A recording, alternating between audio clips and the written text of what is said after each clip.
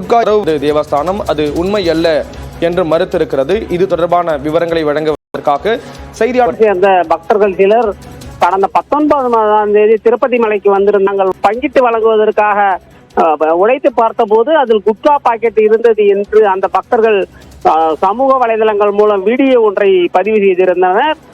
லட்டு பிரசாத கலப்பட நெய் விவகாரம் காரணமாக லட்டு பிரசாத விவகாரம் விஸ்வரூபம் எடுத்துள்ள நிலையில் அந்த வீடியோ மேலும் பரபரப்பை ஏற்படுத்தியது. இதனால் அந்த வீடியோ போலியாக இருக்குமோ என்ற சந்தேகமும் தேவஸ்தானப்பட்டுள்ளதாக கூறப்படுகிறது.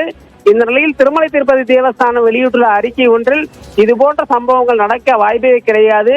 ஒரு குறிப்பிட்ட சமூகத்தை சேர்ந்தவர்கள் மட்டுமே லட்டு தயாரிப்பில் சிசிடிவி கேமராக்கள் கண்காணிப்பு இடையே மிகவும் புனிதமான மனநிலையை தயாரிக்கின்றனர். எனவே இந்த தகவலை பக்தர்கள் யாரும் நம்ப வேண்டாம் என்று தேவஸ்தான நிர்வாகம் கேட்டுக் கொண்டுள்ளது. ஸ்ரீராம், விவரங்களை வழங்கியதற்கு நன்றி புஷ்பராஜ்.